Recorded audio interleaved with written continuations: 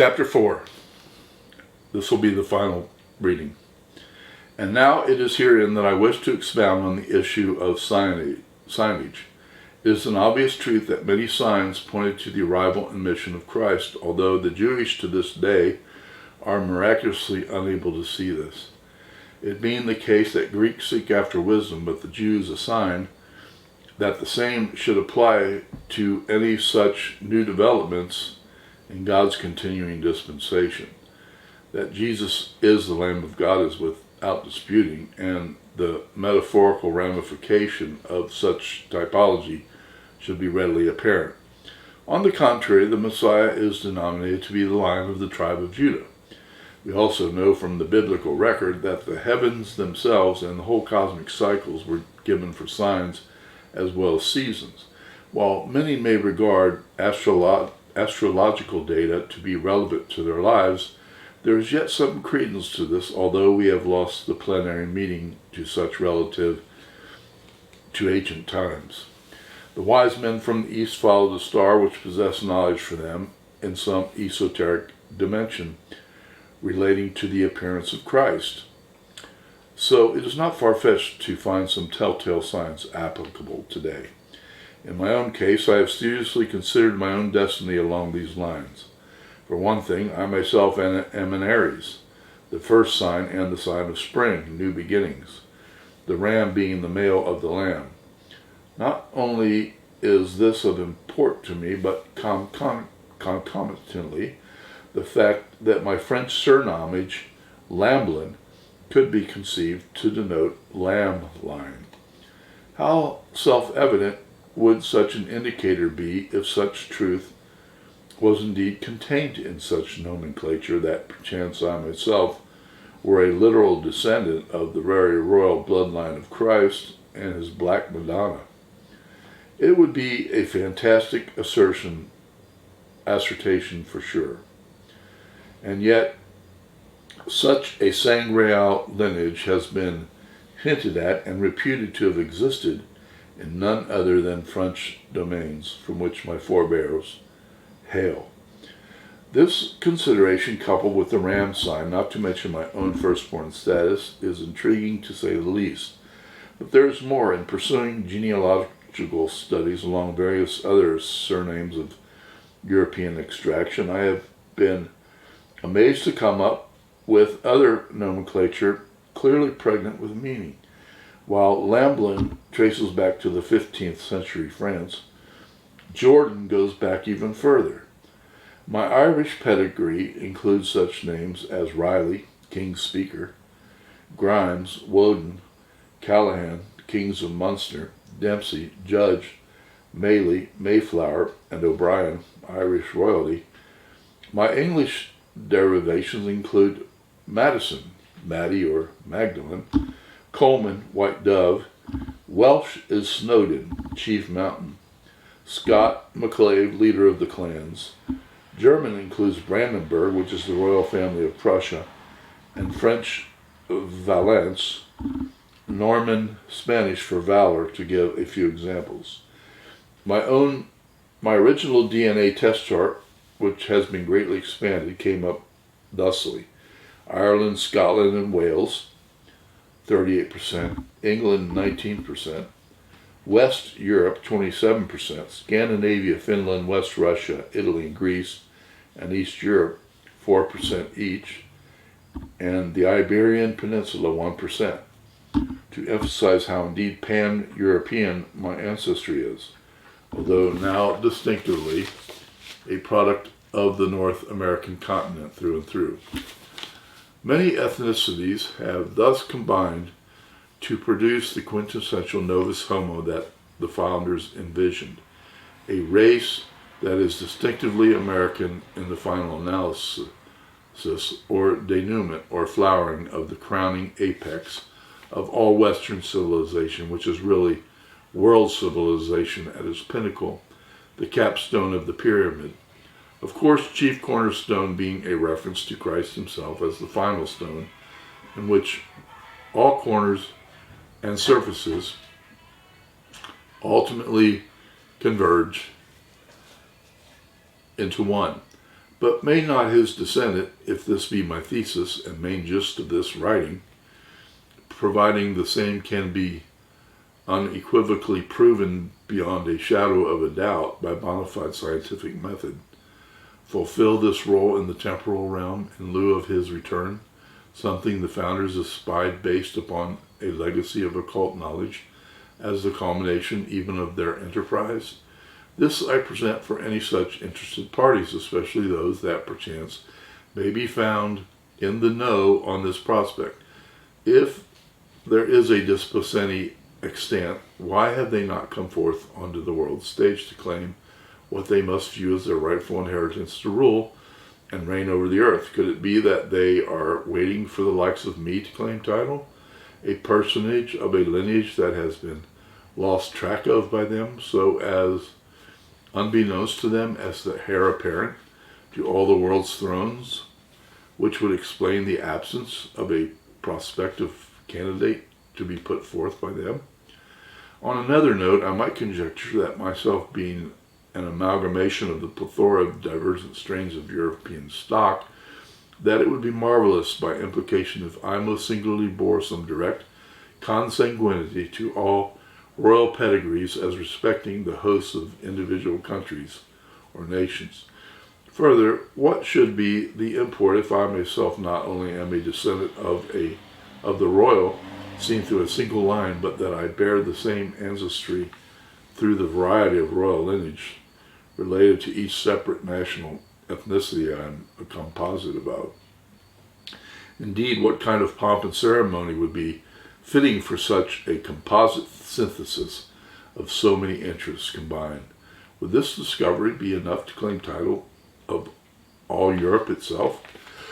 I should say, add to this the factor of birthright, scepter, primogeniture, signage, etc., and the argument becomes a fortiori overwhelming, to say the least. Would I be universally deemed worthy to be veritable king of the entire globe in this respect, a fitting, only qualified candidate for world empire? Going back to Roman influences, a veritable Caesar, a priest king, Pontifex Maximus, Holy Roman Emperor, a definitive relation to the ancient regime family of the Lily? Indeed, my symbolic heraldry could be identified with each country within its historical confines: England, France, Germany, Spain, Italy, and etc. In Russia and the Eastern Bloc as well, for those who claim legacy from Rome itself per Constantine et al.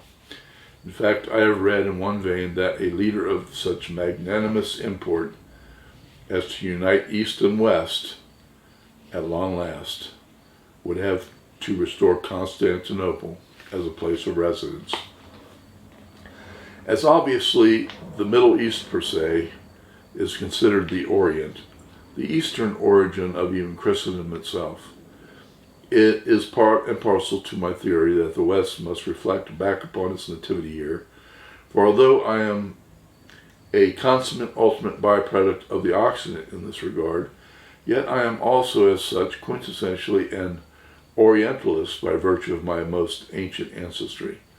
So much so, in fact, that I bear on my skin the mark of a once pristine bronze-toned race of gods. To the Chinese I would infer that I am their son of heaven, emperor, to incorporate all dichotomous divisions into a comprehensive and cohesive whole. Should I not be seen as the only really qualified candidate to the U.S. presidency? Besides, the point that I averred is mine to decree the American construct is a moot enterprise, an experiment that has run its course and therefore ipso facto obsolete in the fullest, despite desperate attempts to keep up the mythos by prolonging the corpse on mere life support system. On a mere life support system, it is ironic that one such as myself can hardly gain exposure as a viable contender, to say nothing of my diagnostics being effectually censored by a dense and self-preoccupied conglomerate no longer attuned to what is even in its own best interests in their frantic drive to keep up the illusory charade of legitimacy before a world that has come to know better.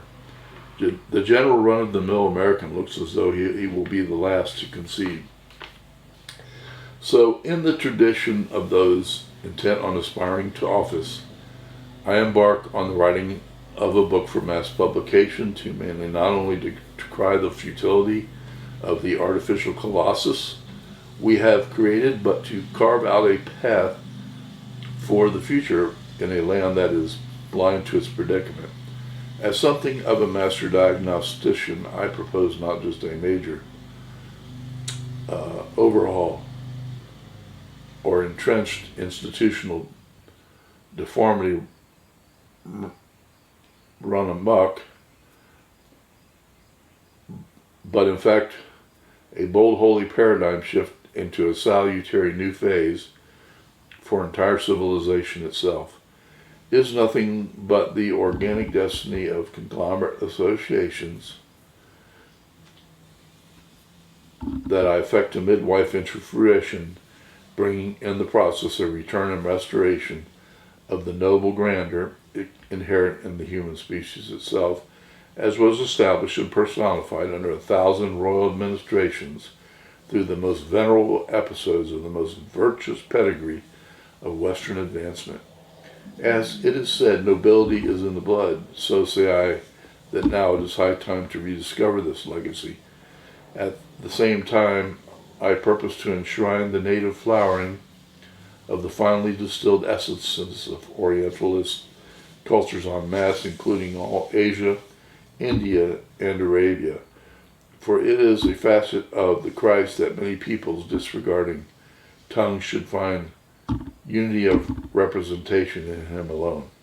I merely propose to be a penultimate representation of the only worthy priest-king destined to rule over the entire universe. It is a fact that the three so-called major religions of Islam, Judaism, and Christianity all trace their origins back to patriotic roots of one Abraham, the father of many nations. However, even this man, as great as he was, paid homage to a greater than he, Melchizedek, the king priest of Salem, or Jerusalem. Christendom says, this personage was an epiphany, pre-appearance of Christ, whom Christendom acknowledges to be the true king of Israel. If Melchizedek was and is Christ, who biblical texts say is ordained a priest forever after this higher order of priesthood than any earthly realm, and if Christ, not taking away from any aspects of his office, did produce a holy and sacred royal seed from his loins, thus is it too much to suppose that any such worthy descendants of a priesthood that Abraham acknowledged as authoritative should not likewise be entitled to receive tithes and offerings from those religious affiliates purported to be in the fine tradition of Abraham? Therefore, if I have an absolute right to command and receive much, if I am who I claim to be a descendant of this most ancient superior priesthood over all others, then I should say I have an absolute right to command and receive such. Further, by way of de jure succession of the kingship, passed through Israel's King David to the very Christ himself, if it is the case that it also passed through him and his descendants of a separate and sacred divine progeny, then is it too far-fetched to claim such rights of succession of kingship along these lines?